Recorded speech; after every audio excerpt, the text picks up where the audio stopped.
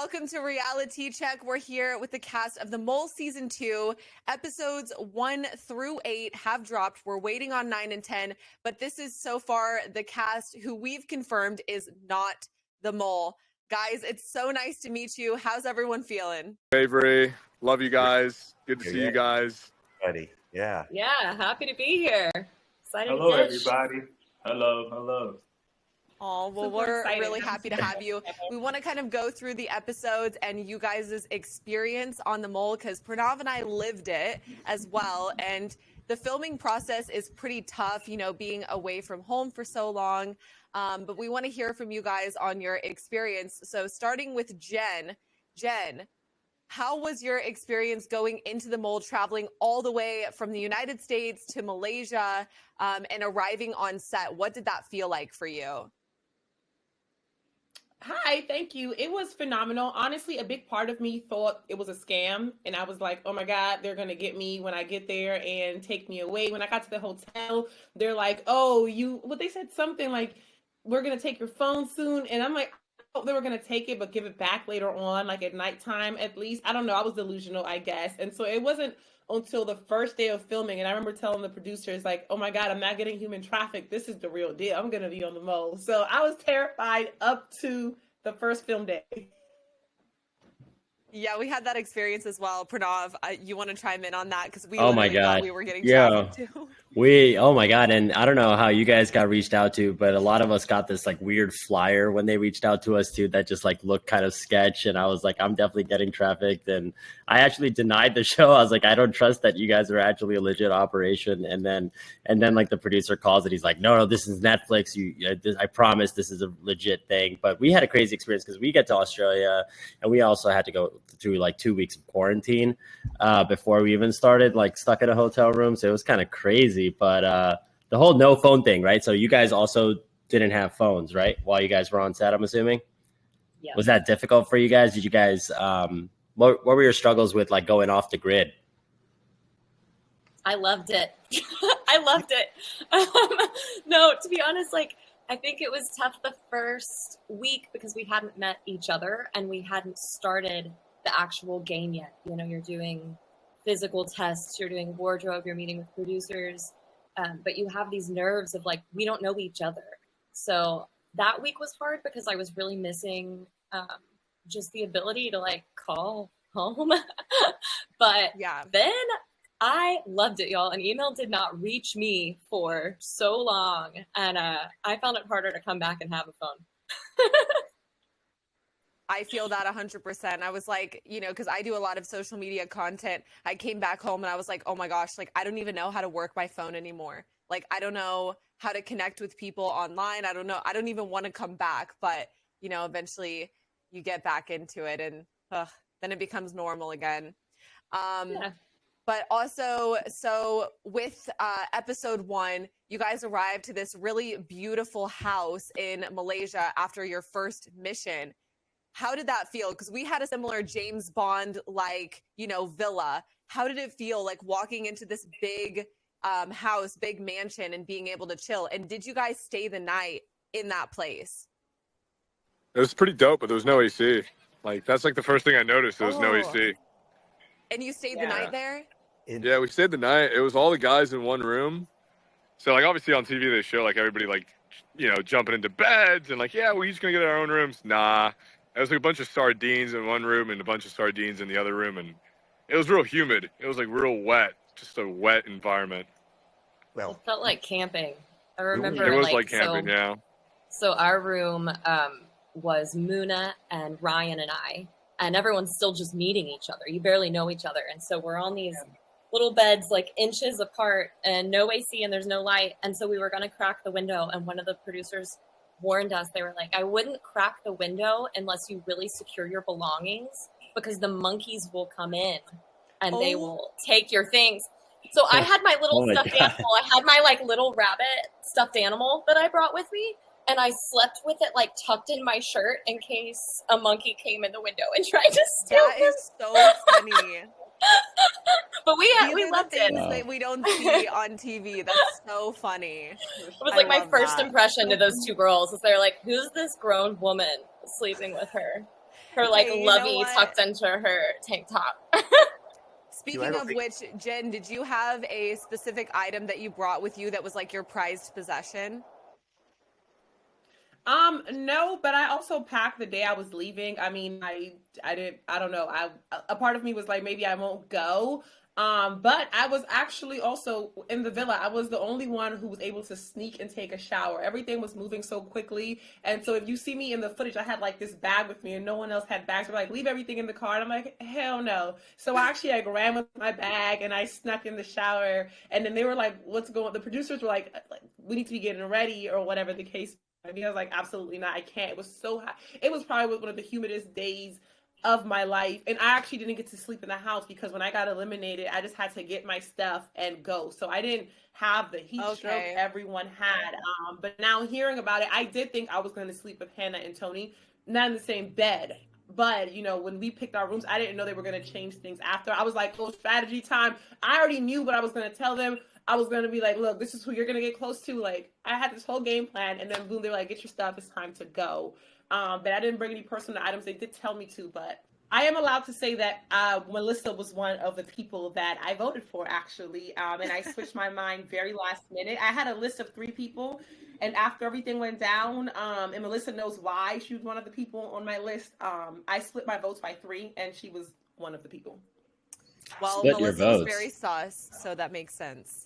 Split your votes. It feels, we were talking about this, Aves, on our last podcast, that like in our game, it was like really just like me and the Aves really just like doing like spreading your answers, doing heat maps, stuff like that, and like playing averages and majorities more so than going all in. So, I mean, Jen, you were fun to watch. I just want to say, and it's also like always shitty to be the first person to go in a game where it's literally impossible to figure out who the mole is based on a challenge. So it's just like, you know, you go with a gut, and we had Osei, who we both love, on our cast, that he was like the first one gone, and it was just like there was no chance. None of us were on to the mole or anything like that. It was just like, you know, that's just how the game goes, and it's shitty. But it was really fun to watch your energy on episode 1.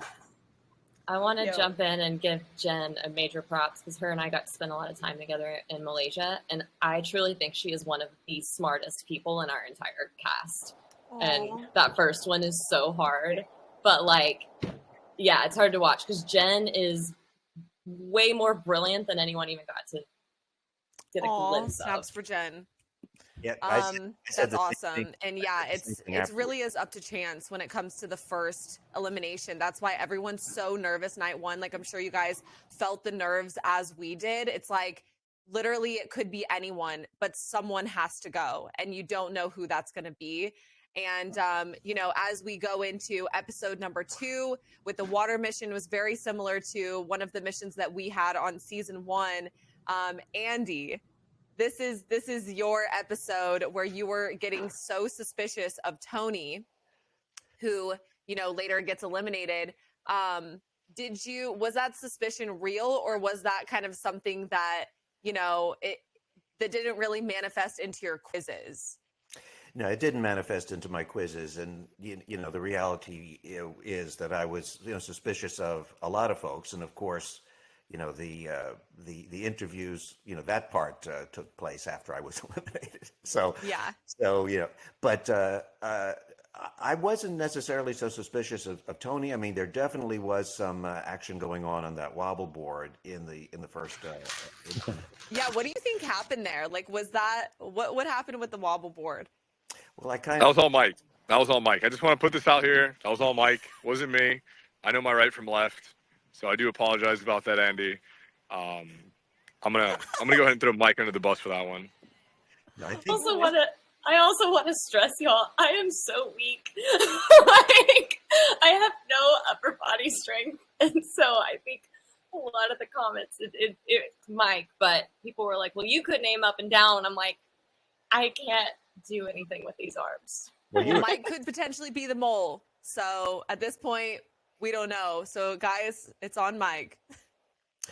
And it was muddy out there. They certainly did show how muddy it was. I mean, our shoes were all caked with mud when that thing was over, and it was extremely hot. And yeah, I mean, my legs were going right into to Mel in back of me. She was quite the trooper for putting up with that. And the fun thing is they didn't show that to reload a paint ball gun, you have to tip the gun down. But since the gun was fixed on the platform, they actually had to lift me up and have the whole thing tip over. And so in between like 3 or 4 shots, because I think it only held 5, they had to quickly tip me down and tip me back up. So even if I was aimed at the right spot, that only lasted for so long because of the mechanics of the paintball gun.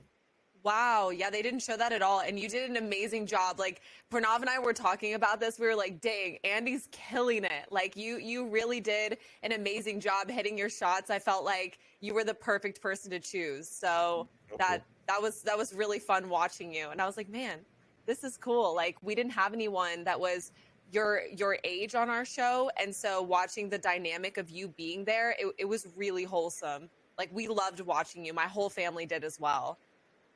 Oh, cool. Well, that was my pitch in my audition video that I could expand the age demographic of the players.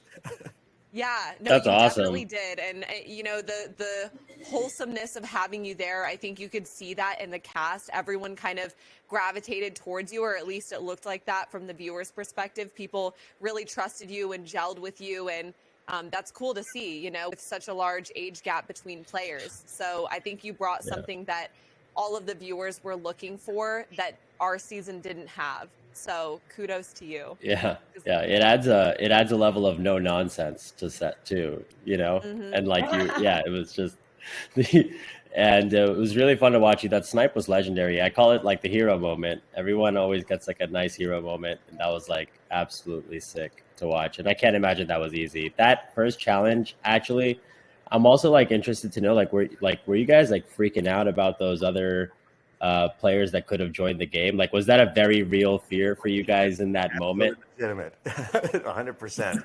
It was like, holy cow! Okay, this is it. We've come all this way, and okay, it really is. I was like Jen. I was figured I'd get off the plane, and they'd say, okay, so you're our 4th alternate. So, but then when you're out there and this thing starts, it's like, holy cow! All right. Who can I be? Alternate. It definitely was game mode time. Like we couldn't believe when they said that another player could possibly get on the show and one of us is getting kicked off. We just sat there and looked at each other like, oh man, it just got real. That's why I put Niche up immediately.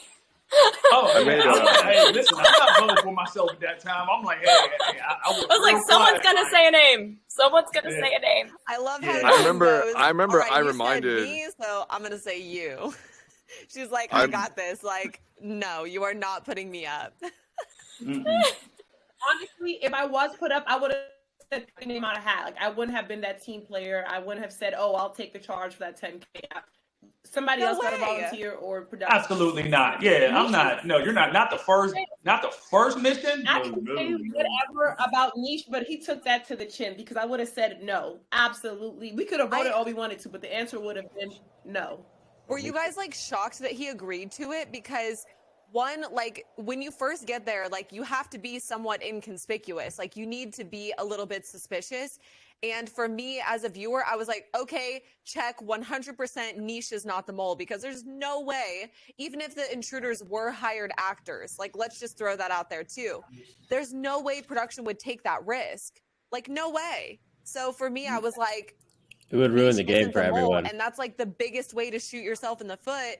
Episode 1, you give away all of your cards and all of your suspicion like right off the bat. Yeah, and the mole would know not to like take on a leadership role. Like in that moment, they would know what's about to happen, so they just wouldn't take on the leadership role. Yeah. Did you guys? I do want to point this out though. Sorry, I have like some insight I want to share on that too, because my brain thought about this a lot, because my actual job, and I know it says poker player on the show, I work in production. And so for obvious reasons, we didn't highlight that on the mole. But so all the way through this, in one of our contracts, they really emphasized to us very early on, and this is not me speaking for the show, this is like our observations, the part that says like, at any point, the mole can be replaced at any point of the show. And I remember, you're getting all these contracts, you're doing all this paperwork, And so they're making sure you read everything. But my production brain like clocked that of like, oh, I'm signing this specific one that's making it very clear at any moment the mole can be replaced. So for me, it wasn't as cut and dry of like, this person isn't the mole, because nothing has happened yet. This is the very, very, very first thing we're doing. Right. So to us, there is a possibility if the mole does go up, one, it's a double bluff, or the other option is they have someone else in those alternates that they are also confident would be a good mole. And if they go home, the game hasn't started yet, like not really. Interesting. So from our minds as players, because we get that question a lot, and that is not me giving an official answer on Netflix because I don't know, but I do know that we were prepared and all signed going, we are aware that the mole can go home and be replaced. Yeah, and I'm sure they purposely put that verbiage in there to maybe give you a little bit of doubt, when that first mission happens. So that is interesting and definitely would mess with my head, if I were in the scenario of playing it. Also, what a freaking crazy start to the first episode.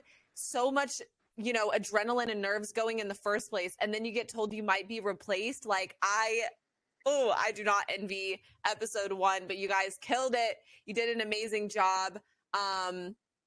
Moving on to, you go to the mission on the water. And then Andy goes home. Literally, my family screamed at the television. They were like, no.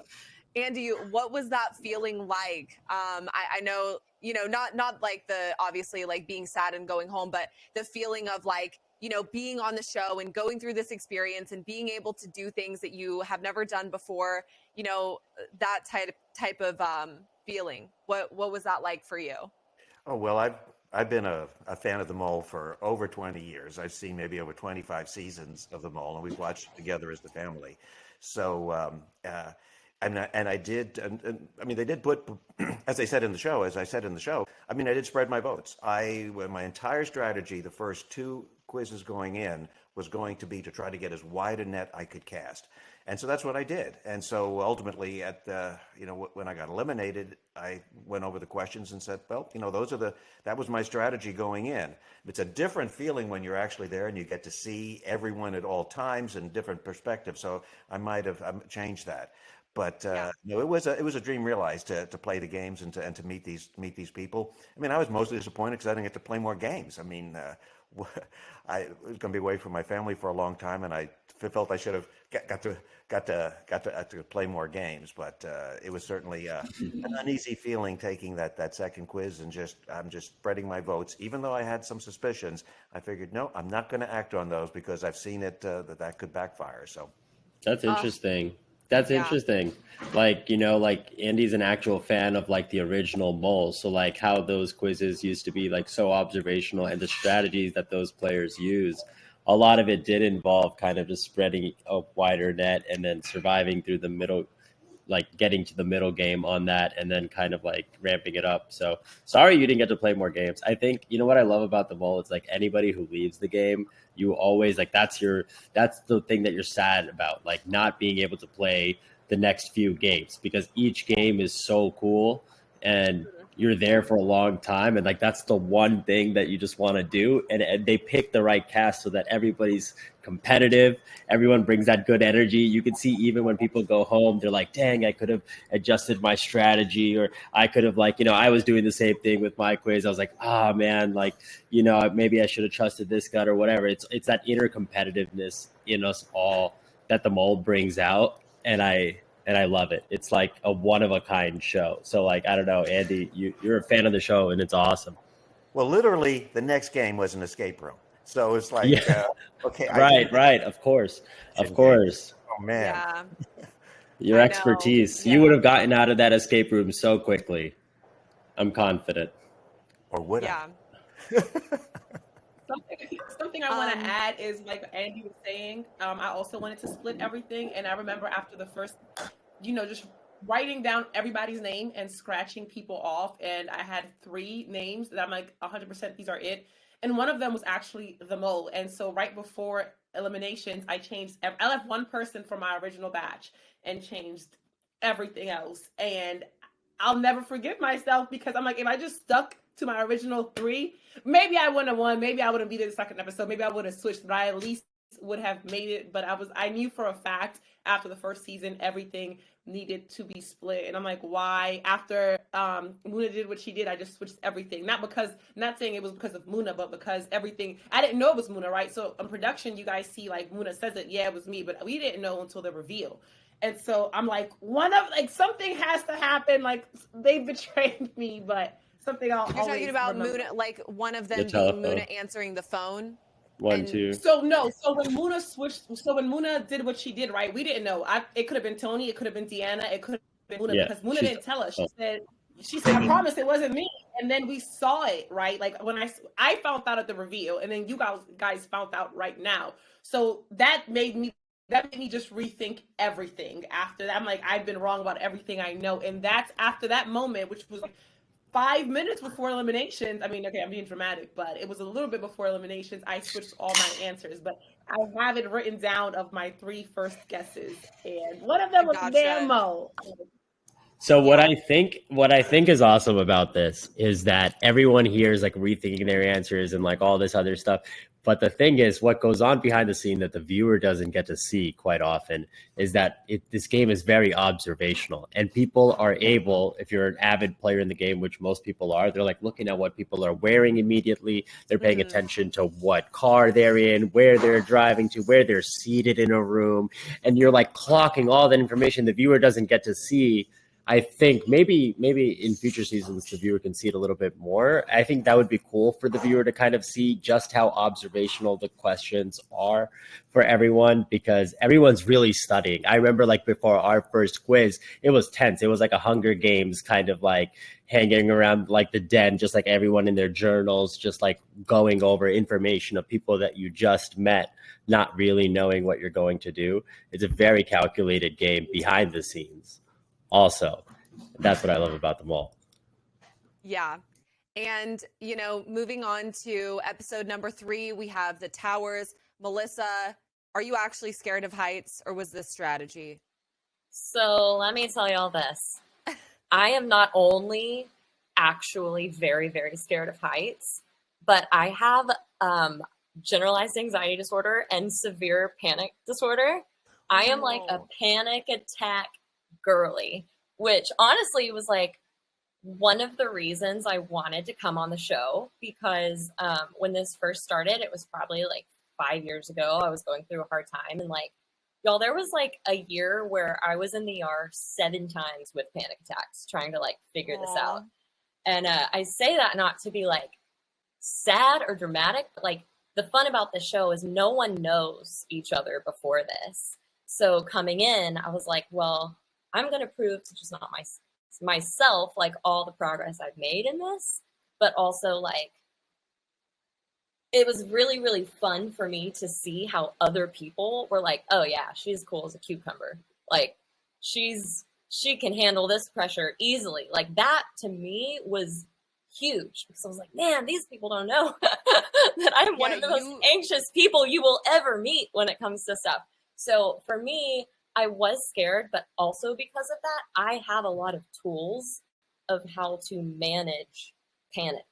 Like, I know how to mentally, like, do your exercises and do your 5 things you can see and 4 things you can touch. And so people have asked me a lot, like, you went right over the edge, though, for being so scared. And it's because I knew if I got going, I could keep going. But every second that you're standing up there, looking over the edge and waiting, like, I mean, everyone was standing up there. My heart was just getting faster and faster and faster, and my legs were starting to get shakier and shakier. But I also knew, like, everyone's watching you. Everyone's watching you.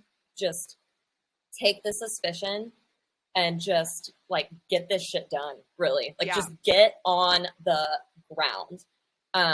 But the other thing to point out is, like, you don't feel like you're going slow because you don't have a clock and you can't see the other team.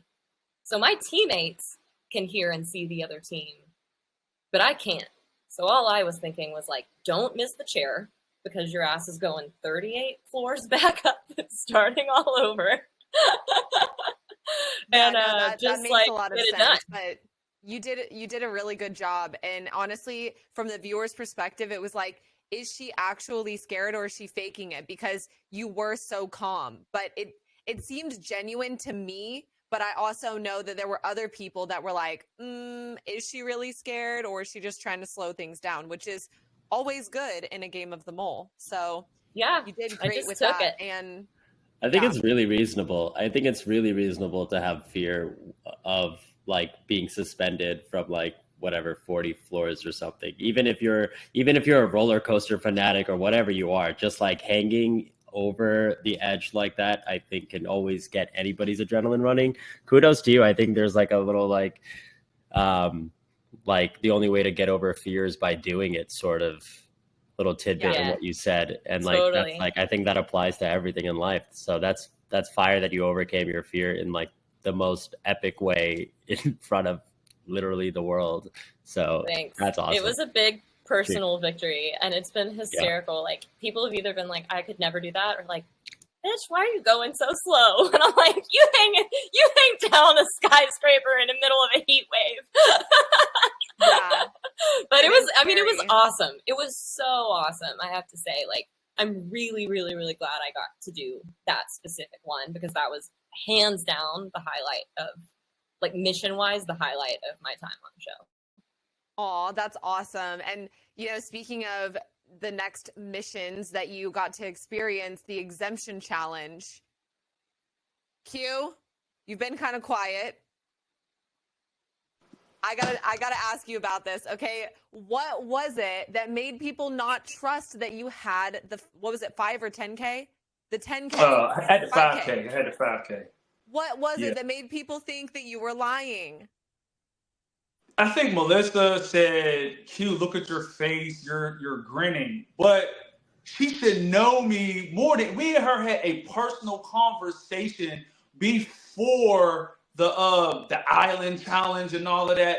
Everybody knows I was the goofball on the show. I laughed at every and anything. So they're looking at me like, Q, you're lying. And I get maybe why they thought that. They're like, yo, you're smirking. And I'm like, guys, y'all don't trust me? Like, listen, I got the 5K. Like, I'm trying to prove to y'all, like, listen, I'm not the mole, guys. Like, you see me out here, but I guess it was, listen, they'll tell you, I smiled the whole show. I literally was smiling and acting goofy the whole time I was there. So I guess they were like, at this time, I think he's lying. So I don't know, I just man. made that reason up. Like, to be honest, I realized very early in this game, when it's early, people don't really want blood on their hands more than they have to. So if it's anything neutral and people can just +1 it, they will. I mean, that's how niche it up in the leader thing. And I had the exemption. I had to lie, but there wasn't a good, like, in our little combo of things. And I was just like, I have to put this one on Q because he's due for something, but there's no real reason. So I was like, I don't know. I just get a feeling. And then people were like, yeah, same. In order for me to get the money, I had to pull the trump card out, man. Like, I had my mom's neck with my mom's. That was the only way. We were getting ready to lose the money. So I'm like, listen, kiss it up to my mom. Like, then you should have seen everybody's face once I did that. They were like, oh, yeah, man, he ain't lying, man. Michael's face was just like, yeah, Q, you're not it. Do you think that this showed you that people are good liars or bad liars? Oh, good liars. Oh, man, people were lying their butt off. I mean, there's uncut stuff that you guys didn't get a chance to see. Like, there was a whole argument going on with Muna and Hannah. I mean, they were going back and forth. And come to find out, Muna lied the whole time. And our perspective on Muna after that, we were just looking at her like, did you just hear this? I mean, did you just... Yeah, man. So did that shift the game for you a little bit when you, like, you know, heard her lying so convincingly? Were you just like, okay, either this girl's the mole or she's really desperate to stick around? Oh, most definitely. Because when I tell you there's parts that y'all didn't see, that all of our faces was just sitting there looking like, yo, she's really adamant about this. And then when she said she was lying, we just looked at each other like, yo, she had me convinced. I'm like, I thought she really didn't have it. And I knew Muna was something not to mess around with. I said, "Oh boy, this one right here, you gotta keep an eye on her. She's Yeah. playing the game well." I'm wondering if, Pranav and I, like, we try and like put ourselves in these scenarios because we obviously lived our scenarios. And I'm thinking in my mind, like, if I were to get the exemption, would I just tell people so that they like think that I'm a genuine, honest person? And then in the future, they trust me when I can, dupe it over? Like, did it ever cross your mind, Melissa, since you had the exemption, did it ever cross your mind to just be honest about it? Or were you like, no, I have to try? Not at that point, because at that point in the game, that was really the first exemption that Right. it was like kind of collectively everyone was like, we're all gonna go for this. It was very different than the one before, with the money from the pot, where it was like it was not the greatest move for your game to do that. Right. But also at that point, we're week 3, so there's a lot of people that you haven't worked with yet. You'll notice it even in like the new batch, people are still working together for the first time. And when the game is that early and there's so many people, like to your point, Pranav, about observation, you can only observe so few people at a time.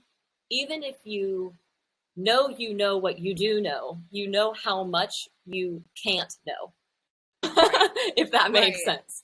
So I was definitely going to try for that exemption. One, because it's one, if I did win, that I could get without it putting a target on my back.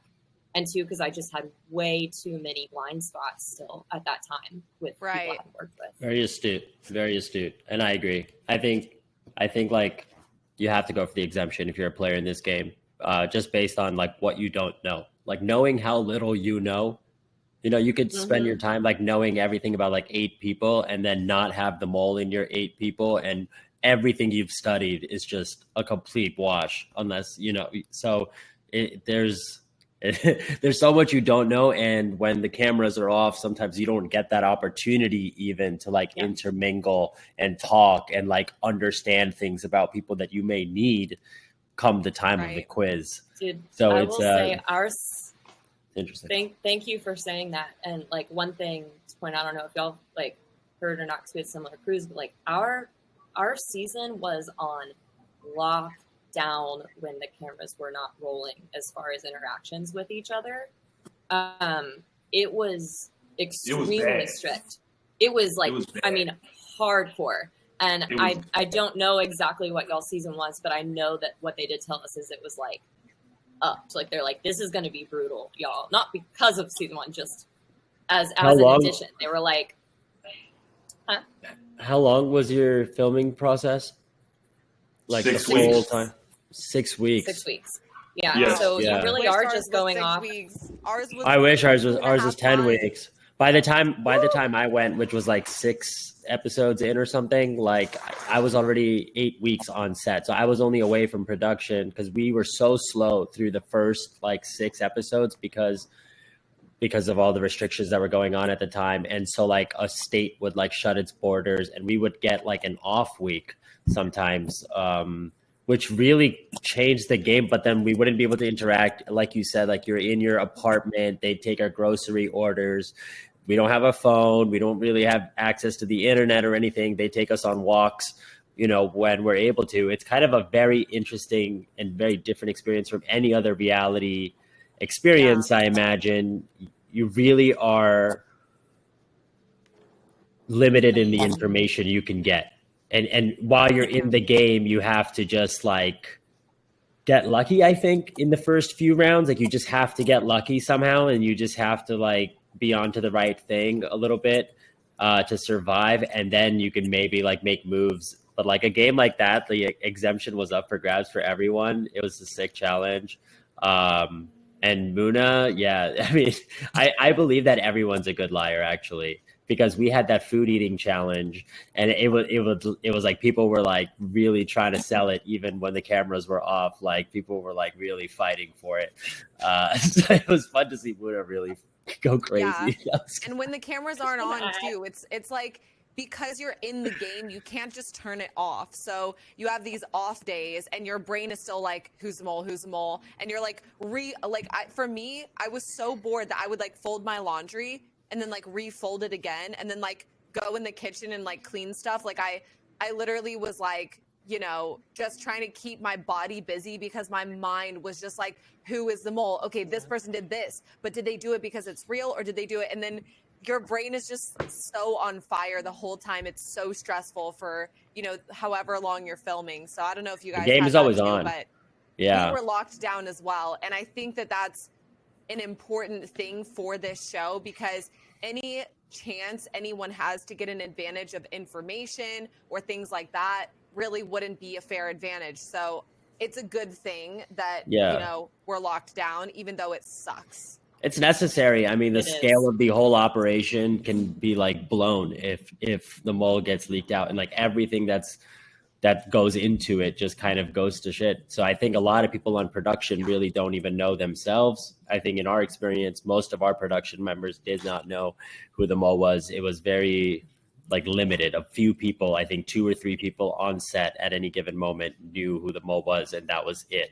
And I think it has to be that way. It just naturally, or else, you know, the game's ruined. But one thing I will say is that they did give us in the beginning they did give us kind of more of leeway to kind of sometimes hang with each other. But as soon as there was some drama, everything was shut down. Like, oh no, we're saving this all for when we're shooting. You know what I mean? Like, no, we would separate. I mean, on the way back from shooting, if nobody was in drama or nothing, they would let us talk. We would have conversation.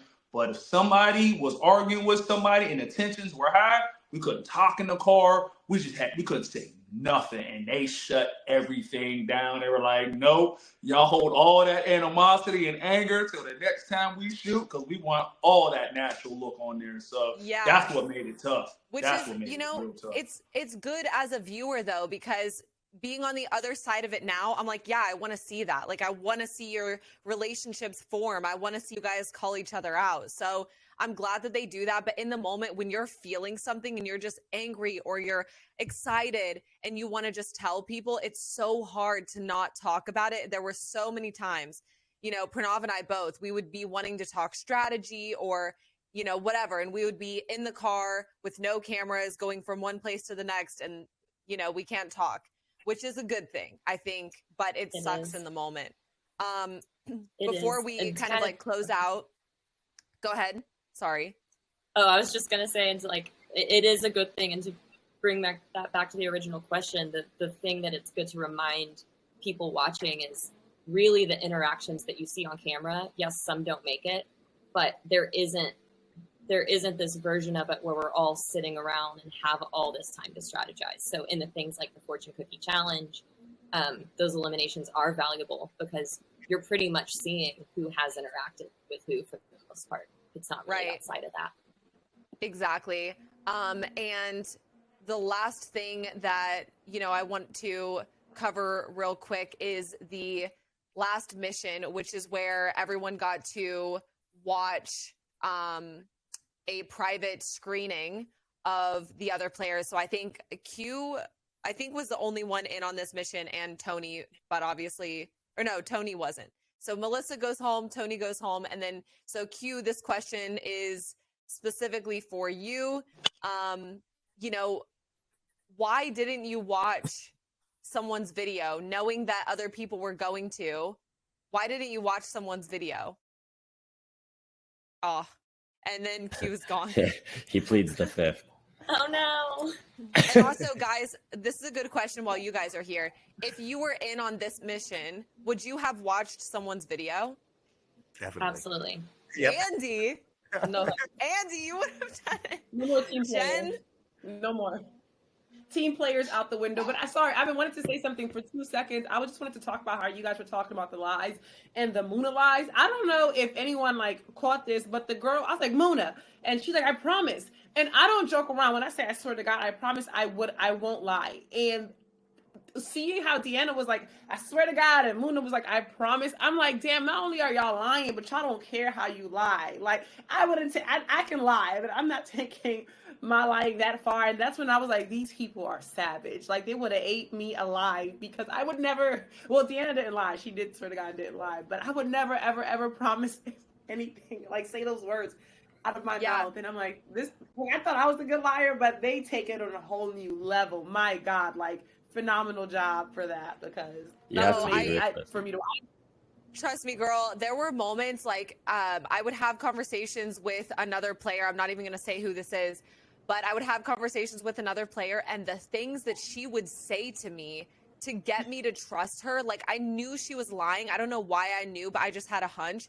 But she would say things like, I know you're in a male-dominated field, and you know, me too. And I just want us to be like these strong women here at the end of this. And I'm like, this girl is actually trying to ruin my life, because that's such a sore spot for me. And I think, like, you know, people have different strategies, but for me, I was like, I can't believe that that's the line she's using to try and get me out of this game. And I think, you know, that like gut turning feeling, some people are just like, you know, their motivations outside of the game are stronger. Like, they maybe need the money for their family, and so they're willing to push past those like gut turning lies to make it happen. But for me, I was like, I can't do that.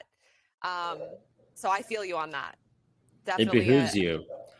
It behooves you to be suspicious in this game.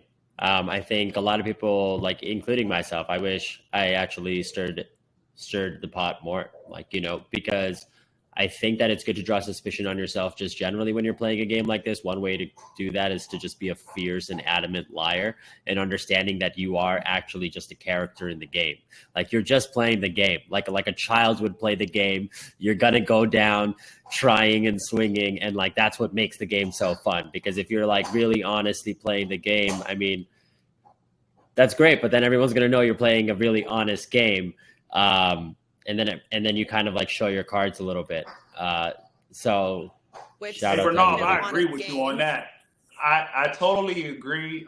Everybody knew I was the honest player, and pretty much by episode 2 or 3, everybody knew I wasn't they knew I wasn't the mole. And I played an honest game. But the thing about it was, I was getting ready to kind of switch my game up, put a little heat on myself. They were blowing the money so much that I couldn't even switch my game up. Like, I couldn't even. I swear to you, I was like, I got to switch. Same. I promise you, my game was getting ready to get switched a little bit. Like, okay, I'm gonna put heat on myself, but I couldn't, and I'm like, we're not gonna get no money if I keep putting heat on me. Then if I play selfish, we're really not going to win money, because I'm going all in. And I was caught between a rock and a hard place, man. So I had to keep playing honest. I do. At this point, I couldn't even put the heat on me if I wanted to. I feel that. So if you were to play the game again, though, Q, I'm sure that you would put the heat on yourself earlier in the game, and you'd be sure to. I think what you start to realize, like, if you play a very honest game and you get out, is that the pot is just going to go down and up at any given moment. Like, there's going to be opportunities for people to drain it, then it's going to go all the way up again. They're going to, like, I think the game is always catered to make sure that, you know, there's money coming into the pot, and the show creators do a great job. So as long as you like trust that process, I don't want to speak for you, Q, but like, if I play the game again, I would be a way more suspicious, and I think that that's just in your interest in the game. It's just part of being an active player in the game of deception. I think as well with your season, it was like everyone had the chance to sabotage. I think in our season, not everyone had the chance to even sabotage. Like, there were certain things and groups that you would be in where it was like, yeah, you could sabotage a little bit, but there was like a very clear spot for the mole. And I feel like your guys' season, like, the fact that there was, you know, this bidding war over the exemption, and sit in the room until someone agrees on, you know, the exemption. It's like, the pot had the opportunity to be drained so many times, and like obviously that's what we saw, right? So as a viewer, you're just like pulling your hair out. You're like, these guys are crazy. Like they're adding money to the pot and then just draining it. Add the money, drain it. Did you guys, Melissa, Jen, Andy, and even Q, after your elimination, did you guys actually take the time to watch all of the episodes? And if so, being in the situation where the pot could potentially be completely drained, from the bidding war, what would you have done? Like, would you have taken the 1 point correction instead? Like, I just was so shocked that no one took the correction and everyone went for the exemption. It just, And that blew my mind. that So was if you so were in the game, funny. what would you have done? That's so funny because I was in that when the 59,000 actually went. I actually was getting ready to take the correction. I said, you know what? I'll use a couple thousand, take the correction. I was getting ready to do it, but I'm like, no, we need this money. I know the money's going to go out a little bit, but I didn't know the whole thing was gone. As far as that one, when we were at the beach, I'm and we shook were over that. and we were sitting there and the money getting drained like that when we were at the beach, when me and Hannah kind of got into it. That's a difficult one too, man. I didn't want to be the one. Like I said, at this point, pretty much everybody knew I wasn't the mole. And I was like, yo, I can't do this. Andy goes, That would have been good, though. I think that's the most It would've. expensive exemption in mole history. Yeah, And then Yes. little did Andy Realize- know $59,500 would be the most expensive one. In mole right. That history. line did not age well. And like Joy, I mean, I remember when Joy like took everything from our pot. Like everyone for the first time was just like, "Oh my God, we just spent 3 episodes earning this money," and Joy within 2 hours has gotten it down to 0. Like Dom lost it. Like Dom was so visibly upset on set about the money. So it's like you got to realize, I think, at some point that the money is just like this like fictitious thing, and the bigger part of it is that everyone wants to be in the game till the very end. It's like a game of Survivor more than it is about like always worrying about how much money there is in the pot, because a challenge like this is designed to like drain the pot. Like you knew they were only going to get more valuable as you went. Would you guys have taken the correction for like a few thousand and just like keep yourself in the game? Well, it would have been I a free should've. correction if you took it, because all the money was going to be drained later on, right? So, but I'm not a particularly big, as a fan, I'm not a fan of the buying the exemption so much. I think more elegant is the bluffing game that you played with the fortune cookies. I think more elegant was the game in your season with the art and the stories. I think that's a more elegant way of doing it, because when it's just paying money for an exemption, the mole and a regular player have the same objective, which is to stay in the game if you're a player. I mean, would you rather fair. $1,000 Agreed. or 500,000? So Great point. Yeah. Same objective for everyone, including the mole. So there's nothing to identify. The mole wants to take the money out of the pot, and everyone wants the exemption. Designed to, but the same objective. Interesting. How was it as a player watching this romance develop between Hannah and Tony? Now that Tony's here, Oh yeah, Jen with Tony. the eye roll immediately. Yeah, my Lou's phone shaking his overheated, head guys. No. It's- Andy's laughing. Melissa's laughing. All right, my Mute bad. yourself, kid. A shocker, because when we were doing the whole Three Amigos thing, I don't know, I'm usually good at picking up when people are flirting and whatever, and nothing in my mind went to like, these people have beyond a romantic relationship. So I saw them as like brother and sister. That's how I thought we were all seeing each other.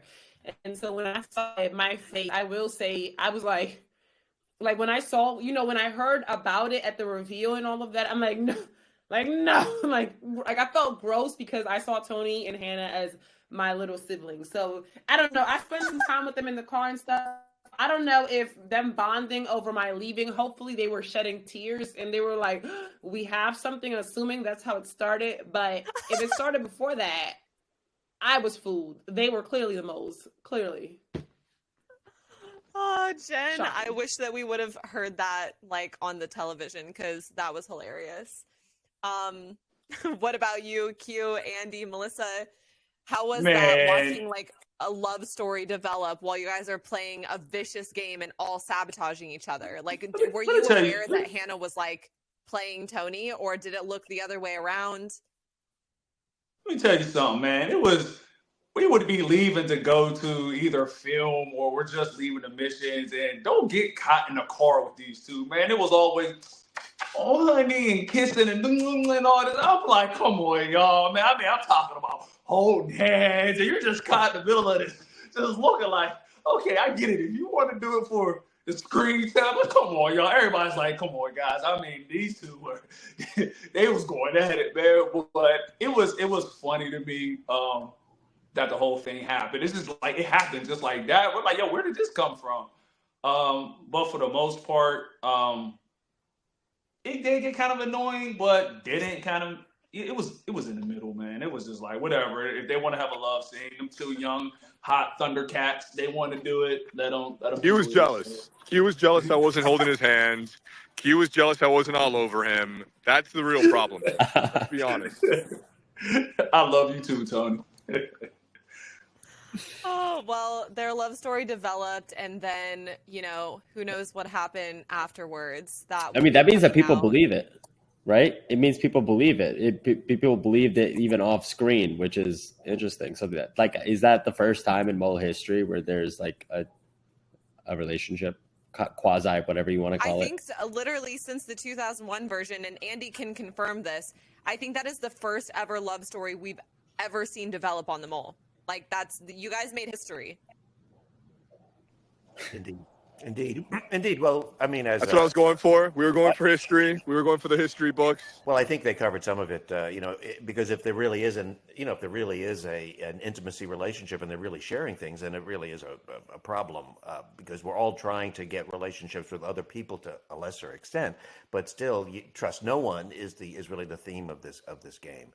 And so, I mean, I think I was believing it was mostly for show and maybe to get under our skin. Gotcha. Well, either way, it happened, and it did make Mole history, and we'll have to see how that plays out later on, which Tony and I also did another interview with the official Netflix We Have the Receipts podcast, and then something crazy happened after that, so you guys will have to head over to Tony's social media to see what his relationship status is now. But guys, it's been great chatting with you. I just want to, open the floor as well for you guys. If there's anything else that you want to say to the viewers about literally anything, and we can just go down the line in order so that you guys all have the opportunity to speak, starting with Melissa. If there's anything else you want to let people know or say to, fans who might be watching. Also, can I just add, while you're reflecting and whatever you want to say, I would be interested to know off screen, like how your relationships were with some of the other cast members, relationships that you don't see come out on screen. Because I think the viewer is always interested to find out who was actually like friends or like kind of closer to each other behind the scenes. Let's get their closing thing, and then we'll turn off the recording. And then if we want to chat, they can't talk about that. Oh, I don't think so. Like because their relationships might have been like how they went home and stuff, and the finale hasn't released. Oh, okay. Okay, fair enough. Maybe that's a later conversation. Like, literally any clues as to who. Yeah, no clues for the viewer. No clues for you. No clues. All right, take it away. Cool. So closing remarks, I guess I'll speak to two of the things that I've been receiving most in like comments or questions from fans. One, I see a lot where someone has a favorite and that favorite goes home, or a friend and a family member and the favorite goes home and they're like, I'm not going to keep watching. Please keep watching all the way until the end. Like, we are all so proud of this show and everything we made. And also there's so many fun surprises and twists and turns that get revealed throughout that go backwards. So one, I just encourage people, like, even if you have a favorite and they're out of the game, finish till the end. We're so proud of the crew and the cast and ourselves, and I just can't wait to see how it plays out. The other question I get a lot on social media is, how do you get cast in something like this? So with that, I just want to leave and encouragement to put your name in the hat. You know, if there's a show that you love, if there's something you want to do, just apply. And I'm not saying it's that easy and then it happens, but like you're never going to end up having that chance if you don't actively go for it. Well, indeed, everyone, please keep watching and keep spreading the word, because it is very important for the show to continue. And I think it's, I mean, I appreciate all the love and positive remarks that have come my way. My family and I have enjoyed reading them. And I also think it's kind of cool, and I want to thank you, Avery and Pranav, for putting this together, because it didn't really occur to me that now I'm part of an extended family with the different casts. So I have been gotten some shout outs from some of the season 1 cast, and I have really appreciated that, and I've really appreciated meeting everyone on this cast. But it's a huge franchises in other parts of the world, and it'll be terrific for there to be Netflix season 3, 4, 5, 6, and 7. So by all means, keep spreading the word and watch the show. And again, I'm so grateful, and it's been a blast. We've really enjoyed being able to connect with you guys too, because for a long time, Pranav and I and our entire cast has had, you know, the, I guess, burden of this experience, but like it's only us and we were all pitted against each other. So now, you know, being able to connect with another cast, we weren't pitted against each other, you know, during the filming. And so it's cool to watch how other people played and, you know, the experience that they lived. So we've been really, really looking forward to getting to meeting you guys, or getting to meet you guys and connect with you as well. So thanks for saying that. Appreciate it. Yeah, thank you. And more seasons to come. Okay. Man, I just want to say, first of all, I think that experience, I had a blast on the show. The cast members, man, we got a bond now that can't nobody break, and I'm glad that we get a chance to bond with season 1 now, because we all have gone through the same thing.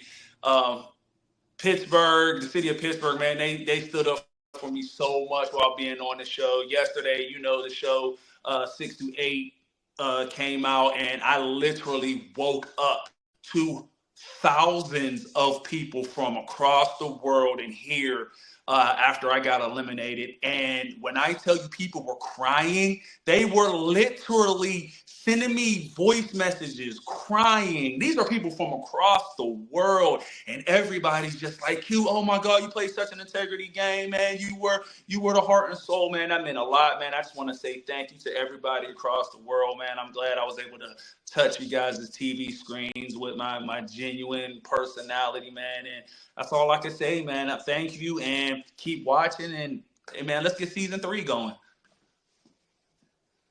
Absolutely. No, we Cheers to that. definitely felt that. My entire friend group screamed. I sent you the video. They were like so upset. Yeah, you did. Q, you solving that riddle blew my mind. Yeah, the mirror one. Oh my God. You just like quickly, you were like, that looks like a 1 mirrored with a line through it. And I'm like, it does. Oh my God. And then I was like, I was stumbled on that. If I had only 30 seconds to solve that, I don't think that I would have solved it. Credit to you. I was like, let me tell you something. I didn't even watch that episode. I haven't even watched that. I haven't watched 6 to 8 yet, because I didn't want to see myself. I feel you. Yeah, I'm gonna get to it, but I haven't watched it. Somebody literally sent me a clip of it, and they were like, "Q, we're so proud of you, man." A tear came down my eye. I said, "I ain't ready to watch that episode yet, man. I'm gonna give it a minute, then I'm gonna go watch it." You know. It's hard to watch. You're going to be really proud of yourself. You're going to be very, very proud of yourself. It was so cool. It was like you came back in, earned the group $40,000. $40,000 real quick. Yeah. All because of crazy. you. That was Someone owes crazy. you. Someone owes you something. Someone owes you something. Yeah. Anyway, I texted Q and I told him, you know, you got a hero's edit and you deserved it. Like, it was not manipulated television. Like, they gave the man the credit that he deserved in that. I think everyone here got a good edit, though. I just want to say, honestly, all of you guys came off really well on screen. Avery and I were talking about it in our last episode together too. Let this be the first of many experiences together. Thank you guys for joining us. This has been Reality Check with Pranav and Avery. See you guys next time.